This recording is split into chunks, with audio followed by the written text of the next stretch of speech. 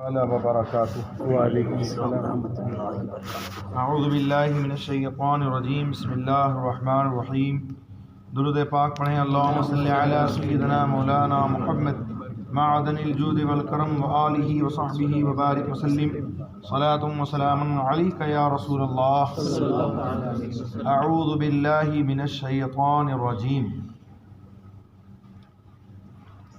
پناہ پکڑتا ہوں اللہ کی شیطان سے نکالا ہوا، یا میں اللہ کی پناہ چاہتا ہوں شیطان مردود سے۔ اس کا ترجمہ یہ ہے، اعوذ باللہ کے متعلق چند باتیں غور طلب ہیں۔ نمبر 1، تلاوت سے پہلے کیوں اس کو پڑھتے ہیں۔ نمبر 2، اس کی تفسیر کیا ہے۔ نمبر 3، اس کے فوائد کیا ہیں، اس کے فائدے کیا ہیں۔ نمبر 4، اس کے متعلق مسائل کیا ہیں۔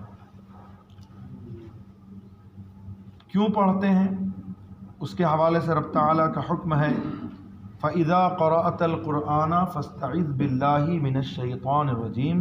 جب تم قرآن پاک کی تلاوت کرو، قرآن پڑھو، تو اللہ کی پناہ چاہو شیطان مردود سے۔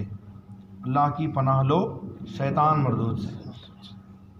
معلوم ہوا کہ قرآن پڑھتے وقت اعوذ باللہ پڑھنا حکم الہی عز و جل ہے، اللہ تعالیٰ کا حکم۔ تو اس حکم کی بجا آوری میں ہم قرآن شریف شروع کرنے سے پہلے اعوذ باللہ من الشیطان الرجیم پڑھتے ہیں۔ نیز حضور انور صلی اللہ تعالی علیہ وسلم و صحابہ کرام رضوان اللہ علیہم اجمعین اور ساری امت کا اس پر عمل رہا، لہٰذا اس کا پڑھنا سنت ہوا۔ سنت حضور پاک صلی اللہ تعالی علیہ وسلم کے فعل کو بھی کہہ دیتے ہیں اور صحابی کے قول کو بھی سنت کہتے ہیں۔ نیز جس طرح کہ نماز سے پہلے وضو ضروری ہے، کیونکہ وہ جسمانی پلیدی دور کرتا ہے اور انسان کو نماز پڑھنے کے قابل بناتا ہے، اسی طرح تلاوت سے پہلے اعوذ باللہ پڑھنا چاہیے کہ یہ اندرونی پلیدی کو دور کرتا ہے اور قرآن پڑھنے کے لائق بناتا ہے۔ سبحان اللہ۔ نیز جو شخص بادشاہ کے دربار میں جائے تو وہ بغیر بادشاہ کی اجازت کے دربار میں داخل نہیں ہو سکتا، تو جو بارگاہ الہی میں حاضر ہو اسے چاہیے کہ اعوذ باللہ پڑھ کر پہلے اللہ کی پناہ حاصل کرے، پھر اس کے بعد وہ کچھ عرض کرے۔ گویا اعوذ باللہ پڑھنا رب تبارک و تعالیٰ کی اجازت لینا ہے۔ نیز حاضری بارگاہ کے وقت درباری لباس جسم پر ہوتا ہے، یہ بارگاہ الہی میں حاضری کے وقت گویا قلب و زبان کا لباس ہے۔ اعوذ باللہ کی تفسیر کیا ہے، تو کہتے ہیں کہ لفظ اعوذ یہ اصل میں فعل ہے، میں پناہ پکڑتا ہوں، پناہ چاہتا ہوں، اور اعوذن سے مشتق ہے۔ اعوذ کے معنی 2 ہیں، نمبر 1 التجا پکڑنا، نمبر 2 ملنا۔ پہلے معنی کا لحاظ سے اس کا مطلب یہ ہوگا کہ میں پناہ پکڑتا ہوں، التجا کرتا ہوں اللہ سے، اور دوسرے کے معنی کی بنا پر مطلب یہ ہوگا کہ میں اپنے نفس کو فضل الہی اور رحمت الہی سے ملاتا ہوں۔ لفظ اللہ کی تفسیر انشاءاللہ عز و جل بسم اللہ شریف کی تفسیر میں آپ سماعت کریں گے۔ لفظ شیطان میں 2 قول ہیں، لفظ شیطان میں 2 قول ہیں۔ پہلا قول یہ کہ بعض کہتے ہیں یہ شطنن سے مشتق ہے، اور بعض کے قول کی بنا پر شیطن سے۔ شطنن کے معنی یہ ہیں دور ہونا، اور چونکہ ابلیس بھی مقرب بارگاہ الہی ہو کر دور ہو گیا ہے نا، اس لیے اس کو شیطان کہا جاتا ہے۔ اور شیطن کے معنی ہیں ہلاک ہونا یا باطل ہونا، اور چونکہ ابلیس بھی اپنی سرکشی کی وجہ سے ہلاک ہوا اور اس کا سارا پچھلا کیا جو ہے وہ دھرا باطل ہو گیا، اس لیے اس کو شیطان کہتے ہیں۔ لفظ رجیم مرجوم کے معنی میں ہے، اور مرجوم رجم سے بنا ہے، اور رجم کے معنی نکالنے کے بھی ہیں اور پھینک کر مارنے کے بھی ہیں، اور یہ لعنت یعنی دور کرنا کے معنی میں بھی آتا ہے۔ اگر پہلے معنی کیے جائیں تو چونکہ پہلے شیطان ملائکہ کے ساتھ رہتا تھا اور وہاں سے اس کو نکالا گیا کہ فرمایا گیا فخرج منہا، یہاں سے نکل جا، ہے نا، تو اس لیے اسے رجیم کہتے ہیں۔ دوسرے معنی کی بنا پر یہ توجیہ ہوگی کہ اب بھی جب کبھی یہ آسمان پر جانے کی کوشش کرتا ہے تو اس کو شہاب یعنی ٹوٹا ہوا تارا پھینک کر مارا جاتا ہے، جس کی وجہ سے یہ اوپر نہیں چڑھ سکتا۔ تو چونکہ اس کو پھینک کر مارا جاتا ہے تو رجیم چونکہ رجم سے بنا جس کا معنی ایک پھینک کر مارنا، تو اس معنی کر بھی یہ ہوا کہ شیطان وہ جس کو پھینک کر مارا جاتا ہے۔ پہلا معنی کہ یہ مردود ہے، نکالا گیا ہے کہاں سے؟ جنت سے، اور دوسرا یہ کہ اس کو پھینک کر مارا جاتا ہے، اس لیے یہ شیطان ہے۔ اور تیسرے معنی کی بنا پر توجیہ ہوگی کہ اس پر ہمیشہ حق تعالیٰ اور فرشتوں اور انسانوں کی طرف سے لعنت پڑتی ہی رہتی ہے۔ رب تعالیٰ فرماتا ہے ان علیک اللعنۃ الی یوم الدین، بے شک تجھ پر لعنت ہے صبح قیامت تک۔ لعنت کا معنی ہے اللہ تعالیٰ کی رحمت سے دور ہونا، تو شیطان ہمیشہ اللہ تعالیٰ کی رحمت سے دور ہی ہے، اور قیامت تک اس پر اللہ تعالیٰ کی لعنت، تمام فرشتوں کی لعنت، تمام انسانوں کی لعنت ہوتی رہے۔ اس کی عالمانہ تفسیر یہ ہوگی کہ دنیاوی اور دینی آفتیں بے انتہا ہیں اور ہماری طاقت اور قدرت ان کو دور نہیں کر سکتی، کیونکہ ہم کمزور ہیں، اور جب کمزور شخص کسی بڑی مصیبت میں پھنس جائے تو اس کو ضروری ہوتا ہے کہ وہ کسی قوت والے کی پناہ حاصل کرے اور اس کی امان میں آئے، اور جتنی بڑی آفت اتنی ہی بڑی حفاظت چاہیے۔ تو جتنی بڑی آفت ہے اتنی بڑی قوی ذات کی پناہ لینا ضروری، لہذا شیطان ایک بہت بڑی آفت ہے، ایسی بڑی آفت ہے کہ ہم اور آپ کیا، یہ بڑے بڑے اولیاء اللہ کو گمراہ کر چکا، بڑے بڑے اولیاء اللہ کو گمراہ کر چکا، بڑے بڑے عابدوں کو، زاہدوں کو گمراہ کر چکا، اور یہ وعدہ کرایا ہے کہ ضرور ضرور میں تیرے بندوں کو بہکاتا رہوں گا، قیامت تک اسے مہلت دی گئی۔ اللہ تبارک و تعالی نے فرمایا کہ جا تو جو کرنا ہے کر لے، جس کو بہکانا ہے بہکا، لیکن میرے نیک بندوں پر تو قوت نہیں پا سکے گا، اور جن کو تو بہکائے گا تیرے ساتھ وہ بھی جہنم میں جلیں گے، لہذا تیرے ساتھی بنیں گے جو تیری بات مانیں گے اور تیری پیروی کریں گے۔ معمولی دشمنوں کو دفع کرنے کے لیے تھانے دار یا پولیس کافی ہوتی ہے، اور بڑی مصیبت دفع کرنے کے لیے ڈپٹی کمشنر چاہیے، گورنر چاہیے، ہے نا، بلکہ بعض صورتوں میں بادشاہ کی پناہ لینا ضروری ہوتی ہے، اور انڈیا کی جو رعایا ہے وہ بادشاہ کی پناہ لے گی تو اور زیادہ خسارے میں رہے گی۔ چونکہ شیطان نہایت قوی دشمن ہے اور اس کے مکر و فریب غیر متناہی ہیں، اتنے بڑے دشمن اور اتنی مصیبتوں سے بچنے کے لیے اس ذات کی پناہ لینا بہت ضروری ہے جو حی ہے، قادر ہے، قیوم ہے۔ کہ شیطان یقیناً ایک بہت بڑی آفت کا نام ہے، لیکن اللہ تبارک و تعالی کا نام جو ہے وہ ایسی بڑی آفتوں سے لڑنے کے لیے ایک بہت بڑا ہتھیار ہے۔ اللہ تعالیٰ کے مقدس نام ان آفتوں سے لڑنے کے بہت بڑے ہتھیار ہیں۔ اس لیے انسان سے کہلوایا گیا کہ اے بندے یہ کہہ کر تو میری پناہ میں آ اور کہہ اعوذ باللہ من الشیطان الرجیم، میں اللہ کی پناہ چاہتا ہوں شیطان مردود سے۔ پھر لطف کی بات یہ ہے کہ یہاں یہ نہ کہا گیا کہ شیطان کے کس دھوکے سے پناہ مانگتا ہوں، کیونکہ شیطان کے بہت سارے دھوکے ہیں۔ حضرت یحییٰ علیہ السلام نے دیکھا کہ جنگل میں شیطان بہت ساری چیزیں اٹھا کے لے جا رہا ہے، تو آپ نے فرمایا کہ یہ کیا ہے؟ کہا یہ سب جال ہیں جس سے میں انسانوں کو قید کرتا ہوں۔ اس میں کوئی نفس پرستی کا جال ہے، اس میں کوئی بت پرستی کا جال ہے، اس میں کوئی خود نمائی کا جال ہے، اس میں کوئی کبر و غرور کا جال ہے، اس میں جو ہے وہ خود ستائی کا جال ہے، کوئی جو ہے وہ دنیاوی लज्जतों का जाल है, कोई झूठ का जाल है, मकरो फरेब का जाल है, बहुत सारे जाल हैं। तो कहा मेरे लिए भी कोई जाल है तेरे पास? कहा नहीं, आपके लिए तो कोई जाल मेरे पास नहीं है। अलबत्ता एक मर्तबा ऐसा हुआ था कि आप पेट भर करके आपने खा लिया था, तो रात भर आप सोते रहे, इबादत नहीं कर सके। तो आपने कसम खाई कि इसके बाद कभी ज़िंदगी में पेट भर करके खाना नहीं खाऊंगा।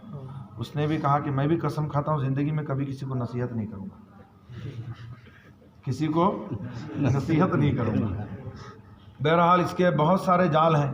तो पनाह किस शैतान के किस जाल से, शैतान के किस धोखे से, शैतान के किस मक्र से हम अल्लाह की पनाह चाहें कि उसकी खबासतें और वसाविस बहुत सारे हैं। तो यहाँ इस जानिब इशारा है कि अऊज़ु बिल्लाहि मिनश शैतानिर रजीम कहकर उसके सारे वसवसों से, सारी खुबासतों से, उसके सारे बुरे अकाइद से और सारे बुरे आमाल से अल्लाह की पनाह। अच्छे काम से बाज रहने से अल्लाह की पनाह, अंदरूनी अंदरूनी व बैरूनी रुकावटों से अल्लाह की पनाह, गर्ज जो अल्लाह से रोके उसी से अल्लाह की पनाह, उसी से अल्लाह की पनाह। तो अऊज़ु बिल्लाहि मिनश शैतानिर रजीम का माना क्या हुआ? मैं अल्लाह की पनाह चाहता हूँ शैतान मरदूद से। इमाम आज़म अबू हनीफ़ा और इमाम शाफ़ई रहमतुल्लाह अलैहिमा के नज़दीक अऊज़ु बिल्लाह के ये अल्फाज होने चाहिए, अऊज़ु बिल्लाहि मिनश शैतानिर रजीम, क्योंकि कुरान पाक में इन्हीं अल्फाज के साथ हुक्म दिया गया है कि फ़स्तईज़ बिल्लाहि मिनश शैतानिर रजीम, कि तुम पनाह मांगो अल्लाह ताला की शैतान मरदूद से। तो यहाँ फ़स्तईज़ है यानी अम्र का सेगा है। अगर उसको हम पनाह चाहने के माने में लेंगे तो वहाँ वाहिद मुतकल्लिम का सेगा इस्तेमाल होगा, अऊज़ु बिल्लाहि, मैं पनाह पकड़ता हूँ, पनाह चाहता हूँ अल्लाह की। लेकिन इमाम अहमद रहमतुल्लाह अलैह फरमाते हैं कि इस तरह पढ़ना बेहतर है, अऊज़ु बिल्लाहि समीइल अलीम मिनश शैतानिर रजीम। और ये अल्फाज हदीस में भी आए हैं कि हुज़ूर पाक सल्लल्लाहु तआला अलैहि वसल्लम इरशाद फरमाते हैं कि जो दिन में, सुबह में और शाम में अऊज़ु बिल्लाहि मिनश शैतानिर रजीम 10 मरतबा पढ़े और 3 मरतबा अऊज़ु बिल्लाहि समीइल अलीम मिनश शैतानिर रजीम पढ़े, फिर बिस्मिल्लाह शरीफ पढ़े और उसके बाद सूरह हश्र की आखिरी आयतें हुवल्लाहुल्लज़ी ला इलाहा इल्ला हू पढ़े, तो सुबह से लेकर शाम तक 70,000 फरिश्ते उसकी मग़फ़िरत की दुआ करें। इमाम सौरी और इमाम औज़ाई रहमतुल्लाह अलैहिमा फरमाते हैं कि इस तरह पढ़े, अऊज़ु बिल्लाहि मिनश शैतानिर रजीम अल्लाहु हुवस समीउल अलीम। और बाद रिवायतों में आता है कि हज़रत जिब्राईल अलैहिस्सलाम ने हुज़ूर अलैहिस्सलातु वस्सलाम से अर्ज़ किया, आप इस तरह पढ़िए, अस्तईज़ु बिल्लाहि समीउल अलीम मिनश शैतानिर रजीम। लेकिन हनफियों को चाहिए कि वो अपने इमाम आज़म अबू हनीफ़ा के कौल पर अमल करें और अऊज़ु बिल्लाहि मिनश शैतानिर रजीम पढ़ें। अऊज़ु बिल्लाह पढ़ने में चंद नुक्ते हैं, पॉइंट्स हैं। पहला नुक्ता, अऊज़ु बिल्लाह पढ़ना गोया खल्क़ से खालिक की तरफ रुजू करना है, कि खल्क़ से मतलब खल्क़ को छोड़ दिया और खालिक से लो लगाई। अऊज़ु बिल्लाहि का अऊज़ु बिन्नास नहीं कहा कि मैं लोगों की पनाह पकड़ता हूँ शैतान मरदूद से, बल्कि कहा अऊज़ु बिल्लाह, मैं अल्लाह की पनाह चाहता हूँ। तो ये गोया तसव्वुफ़ की पहली सीढ़ी है कि खालिक को छोड़कर माज़ल्लाह खल्क़ को छोड़कर खालिक की तरफ रुजू करे, खल्क़ को छोड़कर खालिक की तरफ रुजू करे। और जो खालिक को छोड़कर खल्क़ की तरफ रुजू हो तो वो शैतान की पहली सीढ़ी है। और तसव्वुफ़ की पहली सीढ़ी क्या है? खल्क़ को छोड़कर खालिक की तरफ मुतवज्जा हो। दूसरा नुक्ता ये है, अऊज़ु बिल्लाह पढ़ने में अपनी मजबूरी और बेबसी का इजहार है और अल्लाह तबारक व तआला की कुदरत का इकरार है, और ये नफ्स को पहचानने की पहली मंजिल है। मन आरफ़ा नफ्सहू फ़क़द आरफ़ा रब्बहू, यानी जिसने अपने नफ्स को पहचान लिया उसने अपने रब को पहचान लिया। तीसरा नुक्ता है, शैतान इंसान का दुश्मन है, शैतान इंसान का इन्न शैतान लिल इंसानी अदुव्वुम मुबीन, दुश्मन ऐसा वैसा दुश्मन नहीं है, खुला हुआ दुश्मन है, सख्त दुश्मन है। हज़रत अमीर मुआविया रज़ियल्लाहु ताला अन्हु कि एक दिन फजर की नमाज जमात छूट गई, इतना रोए इतना रोए इतना रोए कि अल्लाह तबारक व तआला ने उनको 27 नमाज़ों का सवाब अता फरमा दिया। क्योंकि एक जमात से नमाज़ पढ़ने का सवाब कितना है? 27 दर्जा ज़्यादा। दूसरे दिन ये सो रहे थे कि आवाज़ आई कि हज़रत उठिए, नमाज फ़जर पढ़ लीजिए। हज़रत उठे, इधर उधर देखा कि आवाज़ तो आई है लेकिन आवाज़ देने वाला कहीं नज़र नहीं आ रहा।